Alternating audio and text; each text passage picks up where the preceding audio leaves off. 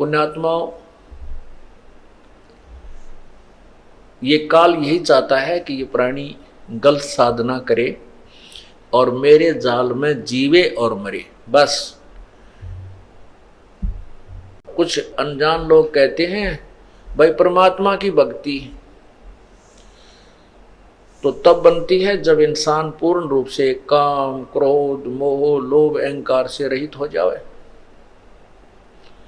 तब योग युक्त हुआ जाता है। योग युक्त का अर्थ होता है भक्ति में लीन, परमात्मा से संबंध हो सकता है किस समय, जब काम, क्रोध, मोह, लोभ, अहंकार समाप्त हो जाए। तो उसके विषय में बताते हैं, कहते हैं कुरंग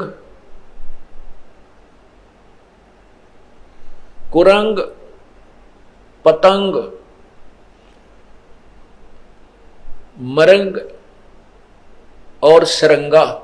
कुरंग, पतंग, भरंग और सरंगा, इंद्री एक ठग्यो तिस अंगा, और तुमरे संग पांचों प्रकाशा, योग युगत की झूठी आशा। क्या बताना चाहते हैं कि जो व्यक्ति हट करके अपनी इंद्रियों का दमन करने की चेष्टा करता है, कहते हैं वो व्यर्थ में अपने प्रयत्न कर रहा है। ये तो ज्ञान से और परमात्मा के उस एंटीबायोटिक मंत्र से, सतनाम से जो सांस का सिमरन है, उससे ये नरम होंगे, ये कम होंगे, ये डाइल्यूट होंगे। और जिस तरीके से आप प्रयत्न करने की चेष्टा कर रहे हो, हठ योग करके, तपस्या करके इंद्रियों का दमन करना चाहते हो, कभी नहीं हो सकती। विकार मरे मत जानियो जो भूबड़ में आग। जैसे क्या बताते हैं कि कुरंग कहते हिरण को, मृग, उसमें एक कान का विषय होता है, अर्थात वो सुरीली आवाज के ऊपर आसक्त हो जाता है। और शिकारी जो हिरण पकड़ने वाले होते हैं, शिकारी, वो क्या करते हैं, एक जो यंत्र से, एक वादक यंत्र, बाजे में एक ऐसी आवाज निकालते हैं जो मृग को पसंद होती है, और उस शब्द के कारण इतना विवश हो जाता है, वो इतना जो है लाचार हो जाता है कि अपने आप जिस साइड से वो धुन आ रही है शब्द की, उसकी तरफ चल पड़ता है ऐसे। और शिकारी के पास आकर के ऐसे मुख रख देता है उस वादक मंत्र, उस वादक यंत्र के पास में, और ऐसे ऐसे बैठ जाता है, और वो शिकारी उसको पकड़ के बांध लेता है और मार के अपना आहार करता है। वो मृग के बस की बात नहीं है कि वो उधर खिंचा ना चला जाए। फिर सपर्श, कुरंग, मतंग, भरंग और सरंगा। कुरंग, मतंग, अब मतंग कहते हाथी को। हाथी के अंदर सपर्श अर्थात काम वासना, रजोगुण अत्यधिक होता है। और हाथी पकड़ने वाले क्या करते हैं, एक हथनी को ट्रेंड कर लेते हैं, और एक जंगल में एक गड्ढा, लंबा चौड़ा गड्ढा खोद देते हैं, उसके ऊपर छत देते थे पतली पतली लकड़ियों की, और उसके ऊपर घास, उसके ऊपर फूस डाल करके, मिट्टी डाल करके और घास डाल देते हैं। ऐसा कर देते हैं जैसे अलग से पहचान नजर नहीं आती कि यहाँ कोई गड्ढा है उस पर छत दी हुई। और उस ट्रेंड की हुई, उस प्रशिक्षित हथनी को हाथियों के झुंड में छोड़ दिया जाता है। वो सीधी ट्रेंड होती है, सीधी वहां पहुंच जाती है और वहां हाथियों से स्पर्श करती है, अर्थात उनके शरीर से शरीर अपना टच करती है, उनको वासना के लिए प्रेरित कर देती है। और जब हाथी उसकी तरफ चलते हैं तो वो आगे आगे भाग लेती है। हाथियों के 4, 5, 6, 7, 8 जितने भी होते हैं वो उसके पीछे पीछे चल पड़ते हैं। वो हथनी सीधी उस साइड में आती है जहां से वो गई थी अपने पैरों पद चिन्हों के साथ साथ,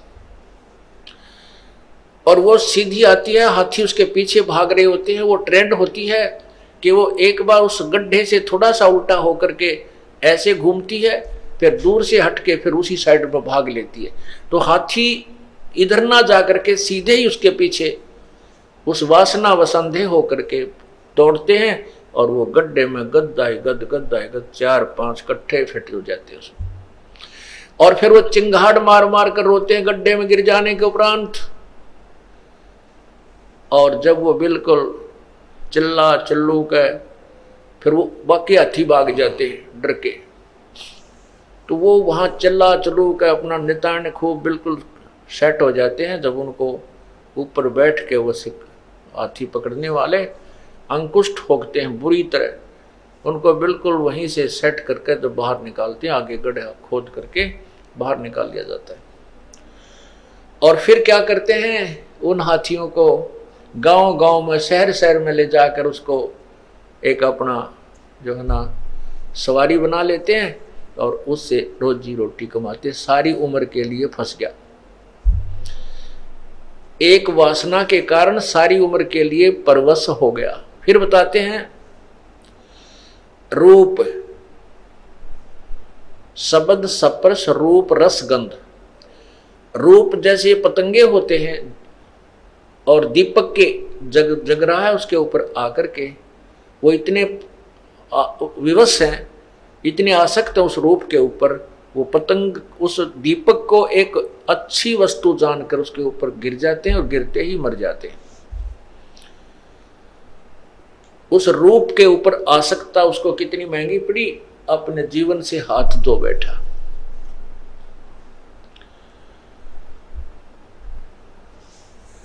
अब रस, जीभ का स्वाद।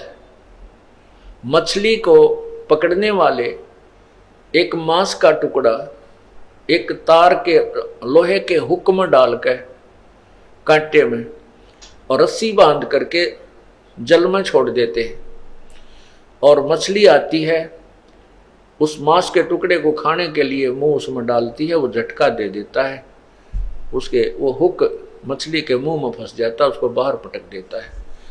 अब उस जीव के रस के प्राप्ति के लिए उसने अपनी मछली ने अपनी जीवन बर्बाद कर लिया। वो बाहर आते ही मर गई और शिकारी का आहार बनी।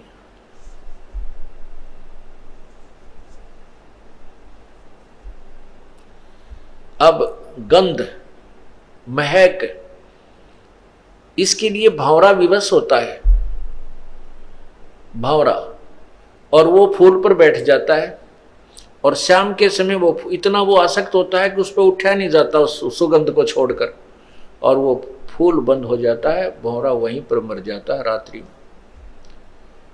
कहते हैं शब्द स्पर्श रूप रस गंध। क्या बताते हैं कि कुरंग मतंग पतंग भरंग और सरंगा है, इंद्री एक अर्थग्योतिस अंगा, तुमरे संग पांचों पर कासा। और ये योग युगत की भाई झूठी आशा, ये तुम्हारी बनावटी बातें। तुम्हारे साथ तो ये 500 विकार इकट्ठे ला रखे, और उनमें एक एक विकार के कारण उन प्राणियों की जान चली गई, वो नहीं हट सके, उनको नहीं त्याग सके, वो इतने विवश हैं, और आपके साथ तो काल ने 500 जोड़ दिए। ये योग युगत की झूठी आशा। कहते हैं विकार मरे मत जानियो जो भूबड़ में आग। जैसे राख के अंदर अग्नि का अंगार दबा दिया जाता है और ऊपर से वो ऐसी बन जाती है वो राख ऐस कि जैसे ये बिल्कुल गर्म नहीं है और इसमें कोई आग नहीं है। ऐसे हाथ रख के देख ले तो भी महसूस नहीं होती, ऐसे लगते हैं जैसे ये तो बिल्कुल ठंडा हो गया। और उसने करेड़ के देखा, राख हटा कर देखते हैं तो और तेज आंच से अंगार निकलता है।